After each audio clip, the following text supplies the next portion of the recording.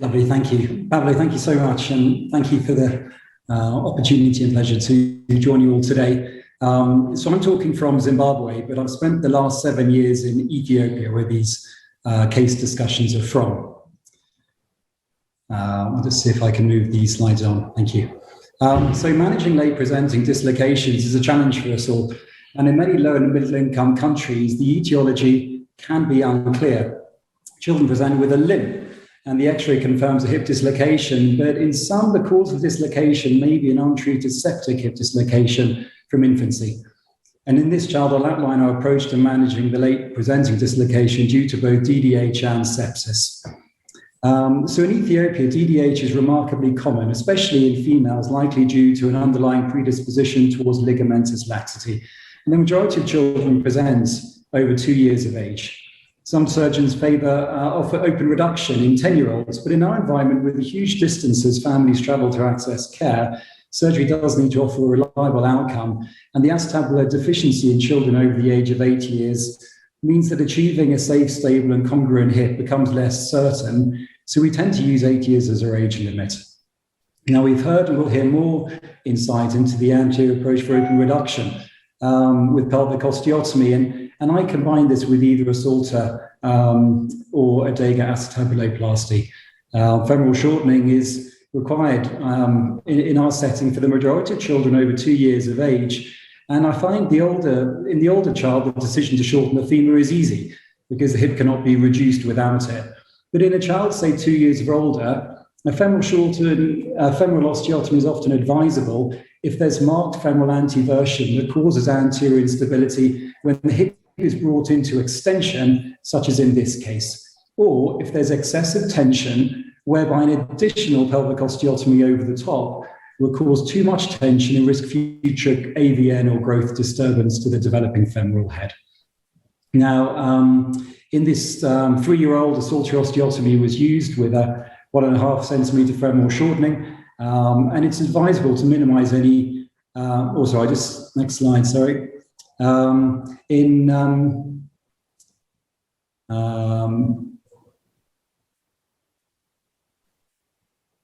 I just want to move on to slide 5. There we are. Yeah, so in this 3-year-old, a Salter osteotomy is used with a 1.5 centimeter femoral shortening. And when you're combining the femoral osteotomy with the Salter, it's advisable to minimize the derotation through the femoral osteotomy to avoid the risk of posterior instability. The acetabular deficiency in children over 8 years of age means the safe, stable, and congruent hip does become less certain. And in some children, 1 or 2 threaded extra-articular wires can be helpful if the hip has a tendency to decenter after the femoral and pelvic osteotomy. This is only really often needed in the much older child, but they're inserted prior to the capsulorrhaphy and closure of the lateral incision, passing through the cartilaginous greater trochanteric apophysis into the lateral ilium, engaging that medial crest, with direct visualization of the congruency of the hip through the anterior incision. And they can be removed at 6 weeks at the first spica change. For those children presenting over 9 years of age, I don't offer open reduction, and I try to minimize the leg length discrepancy through a contralateral epiphysiodesis when growth allows. But as we know, in some children, when it's untreated, a pseudoacetabulum can form with the lateral ilium. And over time, degeneration can occur, leading to severe pain and disability. In such cases, the options, of course, include non-operative management and arthrodesis, hip replacement, or a pelvic support osteotomy. Now, performing a total hip replacement in our setup in such a case is problematic due to the small size of the implants needed and the need for revision when a child becomes a young adult. And in a very symptomatic child where walking is severely limited due to pain, we perform a pelvic support osteotomy 2 weeks after a girdle stone via the anterior approach, followed by the skeletal traction in this intervening period between the girdle stone and the pelvic support osteotomy. And I appreciate in many of the situations you're coming from that a total hip replacement would be the option of choice. But we use a standard lateral approach for the pelvic support osteotomy. We use a pre-bend 4.5 millimeter TC plate at 55 degrees, and we provisionally apply it proximally and then remove it after rotation is marked with proximal and distal K-wise.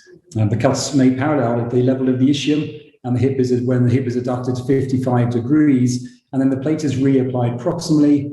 A small laterally based triangle is removed to achieve congruency, and reapply a 3.5 millimeter anterior recon plate for additional rotational stability. And the position removes the painful articulation, it retensions the abductors, and creates a mobile and pain-free articulation. And this is the same patient 1 year after surgery with a negative Trendelenburg sign.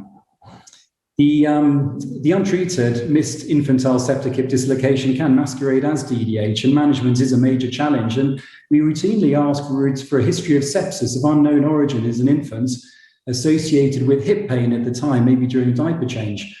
And the X-ray features of the untreated septic hip dislocation typically shows a more lateral ossific nucleus and a medial metaphyseal beak.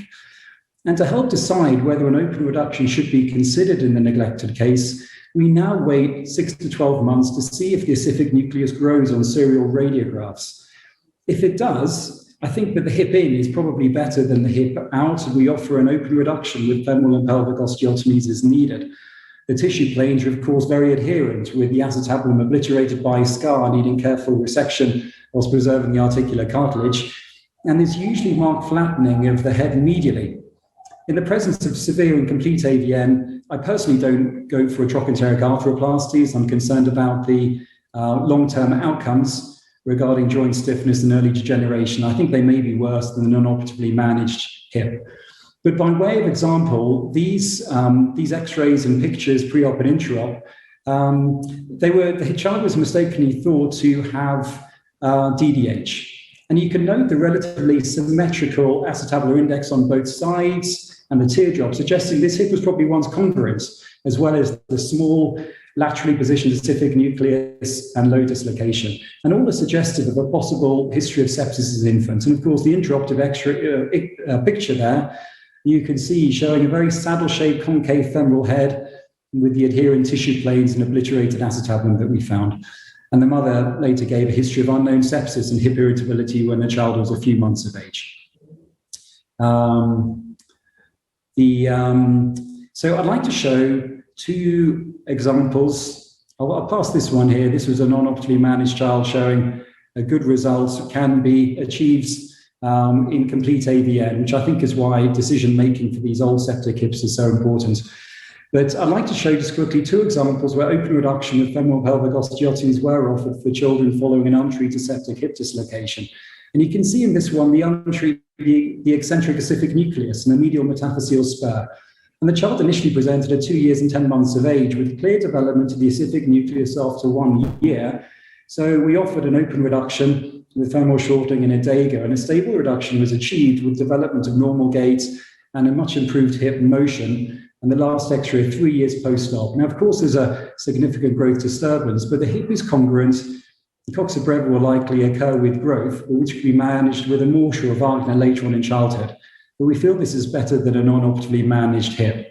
And then the second case of missed infantile hip sepsis, again with an eccentric ossific nucleus with an ossification defect and a medial metaphyseal spur. And the ossific nucleus, after open reduction and femoral pelvic osteotomies, improving, and the ossification center filling or ossification defect filling in with a more normalized hip anatomy.